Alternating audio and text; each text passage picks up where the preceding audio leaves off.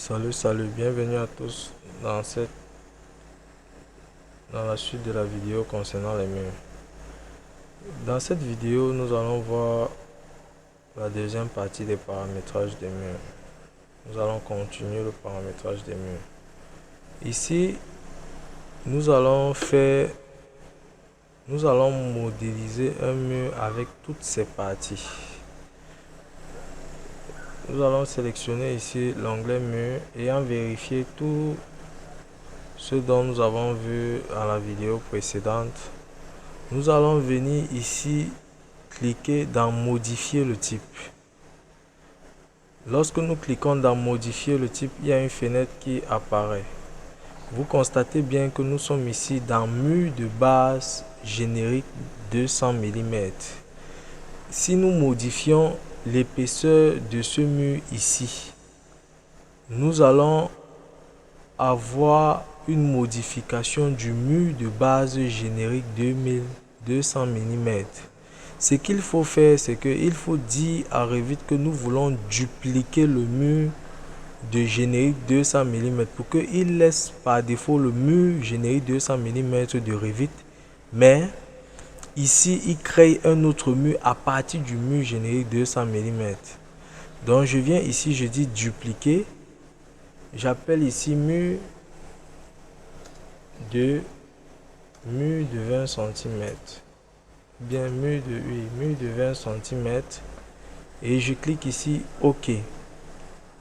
Vous voyez ici le type a changé. D'accord, je viens là maintenant dans modifier. Ici dans modifier, ici je vais prendre le mur. Voilà l'épaisseur ici, porteur ossature S, l'épaisseur de 20 cm ici. Mais maintenant ici, ce qu'on fait, c'est que on va utiliser un mur concernant la partie porteur qui est un parpaing de 15 avec un crépissage de 14 cm, un crépissage de 1,4 cm et une peinture de 1 cm. Donc nous allons venir ici mettre 0,15 pour dire que nous avons mis l'épaisseur de la brique, donc du parpaing, qui est 0,15. Maintenant, nous allons compléter avec le crépissage. Le crépissage, c'est de part et d'autre de la brique. Donc, nous allons venir ici insérer deux matériaux. C'est-à-dire que du côté gauche, nous allons mettre deux matériaux, le crépissage gauche et la peinture gauche. Et du côté droit, nous allons mettre le crépissage droit et la peinture droite. Donc, je mets une fois, deux fois, une fois, deux fois. Ça va faire 4 matériaux. Maintenant, je viens ici dans monter pour monter sur la couche au-dessus. La couche au-dessus, c'est la couche qui sera visible dehors. Et la couche en dessous, c'est la couche qui sera visible dans l'intérieur de la maison. Donc, je mets une fois pour la couche au-dessus. Je viens encore, je mets une fois pour monter en couche de dessus. Je viens maintenant, je descends ici. Je viens aussi ici, je descends comme ceci. Ce qui veut dire que voilà mon parpaing, voilà le crépissage extérieur, voilà la peinture extérieure. Voilà le crépissage intérieur, voilà la peinture intérieure. Ce qu'on va faire, on va venir ici changer les types de fonctions. Cette couche-ci aura comme fonction finition 1. Ce type-ci ira comme fonction finition 2. Ça veut dire que la première finition qu'on va mettre sur le parpaing, c'est le crépissage, et la deuxième finition qu'on va mettre, c'est la peinture. Même chose ici. La première finition qu'on va mettre sur le crépissage, après le parpaing du côté extérieur, c'est le crépissage, et après c'est la peinture. Maintenant, vous allez venir ici pour chercher les matériaux. Vous allez venir ici pour chercher les matériaux. Comment chercher un matériau? Vous venez ici, vous cliquez sur l'espace ici. Les 3 pointillés ici apparaissent. Vous cliquez sur ces 3 pointillés. Vous venez ici pour chercher le parpaing. Dans Revit, ils appellent le parpaing bloc manufacturé. Vous cliquez bloc, vous allez voir bloc manufacturé. Vous cliquez dessus. Vous voyez ici là le symbole du parpaing. Lorsque vous cliquez sur bloc manufacturé, vous voyez le symbole du parpaing, vous mettez OK. Là, vous avez déjà mis le symbole du parpaing. Maintenant, ici, qui concerne le crépissage, vous cliquez dessus, vous mettez ici là béton léger. Vous pouvez prendre béton léger comme vous pouvez prendre béton précoulé. Vous pouvez prendre béton léger. Je prends ici, j'appelle ça béton léger. Je mets OK. Même chose sur ce qui vient ici. Je clique là, je prends béton léger et je mets OK. Vous voyez que j'ai déjà mis mon parpaing, j'ai déjà mis les crépissages. Maintenant, il me faut mettre la peinture. Je viens ici par exemple, je sélectionne une peinture par exemple extérieure. Je vais prendre une peinture extérieure. Ici, je vais prendre quelle couleur? Je vais prendre ici. Je peux prendre ceci. Ou bien, je peux prendre la plaque de mur en gypse, comme c'est une couleur blanche. Dans la prochaine vidéo, on va voir comment créer les matériaux. Donc, je mets ici plaque en gypse, je mets OK. Je viens ici, par exemple, je prends aussi, je dis que bon, le dehors aura la peinture blanche et le dedans aussi aura la peinture blanche. Je prends aussi plaque en gypse. Pour savoir que c'est la peinture blanche, vous pouvez venir ici dans apparence, vous allez voir la couleur ici, dans apparence que ça aura. Donc, je viens ici, je clique aussi plaque en gypse, je mets OK. Vous voyez, j'ai déjà paramétré les matériaux. Maintenant, je paramètre aussi les épaisseurs. Je prends ici, on a déjà l'épaisseur de la brique qui est de 15. Ici, nous allons avoir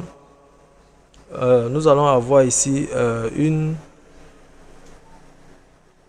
épaisseur de 0,014. Ici, nous allons avoir une épaisseur de 0,001 et ici nous aurons 0,014 0,014 et ici nous aurons 0,001. Mais ici, quand vous faites ceci, vous auriez un mur de 18. Et nous savons tous les soucis et les avantages que nous avons à... Parce qu'avant, on utilisait un mur de 15 et était revenu en mur de 18. Mais aujourd'hui, avec les problèmes de crépissage, nous avons, avec des problèmes d'humidité, avec des problèmes, nous faisons maintenant le crépissage avec une épaisseur généralement de 2,5. Vous voyez un peu ce que je dis, une épaisseur de 2,5. Donc ce qu'on va faire, c'est que on va changer ici. On va mettre 0,025 ou bien on va mettre 24. Et ici on va mettre 0,024. Et ici on va mettre 0,01 et 0,01. Vous voyez qu'on a au total un mur de 20 cm. Voilà comment on paramètre les murs dans Revit avec toutes ces parties. Vous mettez OK. Vous mettez OK. Vous allez venir ici par défaut. Maintenant, vous allez voir mur de base 20 cm. Ça, c'est un mur que vous avez créé à partir du mur brique générique de 200 mm. Le mur générique n'a pas été modifié. Or, si vous ne dupliquez pas où je vous ai montré où il fallait dupliquer, vous devriez modifier le mur générique et après le mur générique ne devait plus apparaître dans vos projets. Donc, il est important de savoir que vous devriez dupliquer le mur. Maintenant, regardez comment ça va venir ce mur que nous avons créé. Je prends un exemple, je vais dessiner un mur comme ceci. Je prends un exemple, je dessine un mur comme ceci. Vous allez venir ici, sur les niveaux de détail. Il est important de mettre un niveau de détail élevé. Et vous venez ici, option d'affichage graphisme ou bien dans les options d'affichage graphisme, vous pouvez mettre ici ligne cachée. Vous travaillez en ligne cachée. vous zoomez comme ceci, vous allez voir toutes les parties de votre projet que vous avez fait. Vous voyez que vous avez là le parpaing que vous avez dessiné et vous avez là autour les crépissages et après vous avez la peinture comme je vois là, comme vous voyez là. Donc voilà le parpaing, voilà le crépissage, voilà la peinture. Donc notre dessin a bel et bien été fait. Maintenant, la deuxième chose à faire lorsque vous avez dessiné un mur, lorsque vous avez créé un mur comme ça là, c'est de faire le déblocage des parties. Je vais vous expliquer ce que c'est que le déblocage des parties. Ça, c'est une partie de la formation très importante si vous voulez avoir un maîtrise de qualité et un maîtrise réaliste. Donc ici, c'est quoi? Je vais vous prendre un exemple. Lorsque vous dessinez, lorsque généralement vous voyez des bâtiments, je vais prendre un exemple, on va voir cela après. Voilà par exemple un sol que je suis en train de dessiner. Je valide le sol. Ce sol-là que je suis en train de dessiner. Ce que je fais, c'est que je prends le mur que j'ai créé ici. Et ça, c'est le mur par défaut comme je venais de créer. Je dessine ce mur-là comme ceci. Vous êtes d'accord avec moi? On va se placer en 3D, vous allez voir. Je me mets ici là. En 3D, je suis en détail élevé et je suis ici en option d'affichage graphique. Je peux mettre réaliste pour que je vois le projet de façon réaliste. En 3D, vous pouvez être sur réaliste, mais en 2D, c'est important d'être sur ligne cachée. Donc, je viens ici, là, vous constatez quoi? Lorsque vous voyez souvent certains dessins avec cette manière de faire cela, que le mur vient au-dessus de la dalle, mais lorsque vous allez venir, après vous allez mettre la peinture ici, là. Vous allez peindre ici, là. Ça, c'est un mauvais dessin. Ça, n'est pas un dessin professionnel dont on peut utiliser après pour faire le crépissage. Ce qu'il faut, c'est que vous voyez ici, la zone-ci là de la dalle doit être couverte de crépissage et de peinture. La zone-ci. Vous voyez que pour avoir un maîtrise important et un maîtrise réaliste, il va falloir que cette zone soit couverte par le crépissage et la dalle. Ce qu'il faut faire donc, c'est quoi pour le faire? Je vais venir ici par exemple. Je viens en 2D, par exemple, je vais faire une coupe. Une coupe ici, là, vous venez à côté de vue 3D par défaut. Vous prenez une coupe comme ceci, vous coupez ce projet. Lorsque vous allez couper ce projet, vous faites un clic droit dessus. Vous partez à aller à la vue. Si vous voyez que vous ne pouvez pas cliquer comme ça pour voir même la coupe, vous venez comme ça, là, vous venez ici, là, dans vue 3D. En bas de vue 3D, il y a coupe ici, là. Vous double-cliquez sur la coupe ici. Il va toujours venir comme ça. Vous vous placez là en élevé et vous restez comme ça là sur ligne cachée. Je vous ai dit, c'est important uniquement de mettre ici réaliste lorsque vous êtes en 3D. Mais lorsque vous êtes en train de travailler en 2D, vous pouvez mettre ligne cachée pour voir. Vous constatez que voilà mon mur qui se dépose comme ça sur la dalle. Or, normalement, ce mur-ci doit faire comment? Le crépissage, la partie du crépissage ici et la peinture ici doivent descendre comme ça là, sur la dalle. Donc ce qu'on va faire, c'est comment faire pour que ça descende. Vous allez venir comme ceci. Vous allez venir en 2D. On va supprimer le mur. On va venir prendre l'outil mur. On va venir dans modifier le type. Comprenez très bien ce qui va se passer actuellement. On va venir dans modifier. On va cliquer ici en bas sur aperçu. Lorsqu'on clique sur aperçu, il nous donne une coupe longitudinale. On ne veut pas cette coupe longitudinale, on veut une coupe. Vous venez ici dans vue, vous prenez coupe, modifier les attributs coupe. Donc vous cliquez sur coupe, le mur devient vertical. Vous zoomez sur le mur. Je ne sais pas si on se comprend. Vous zoomez sur le mur. Maintenant, vous venez là maintenant à droite dans modifier. Ça va vous permettre, si je viens, je touche une partie du mur, ce n'est pas en surbrillance. Une ligne ne sort pas en bas. Pour que la ligne sorte en bas, il va falloir que je vienne ici dans modifier.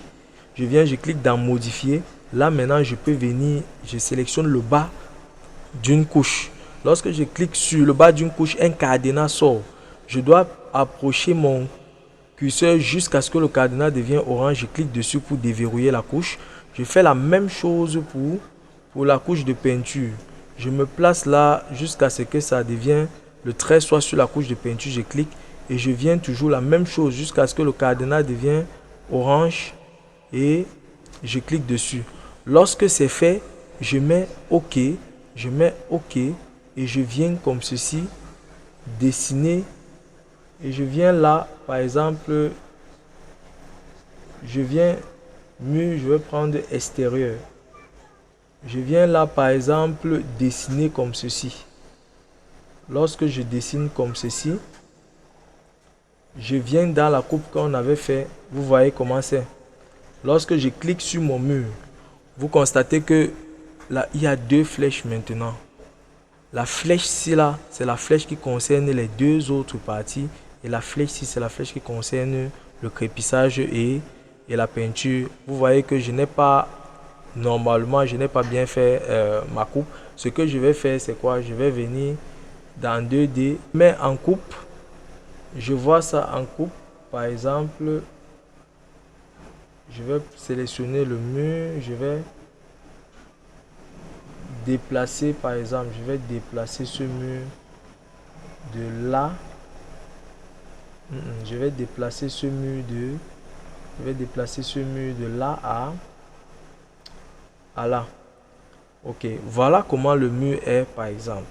Je clique sur ce mur. Ce que je fais, c'est que je descends la peinture jusqu'à là. La peinture et le crépissage est descendu jusqu'à là.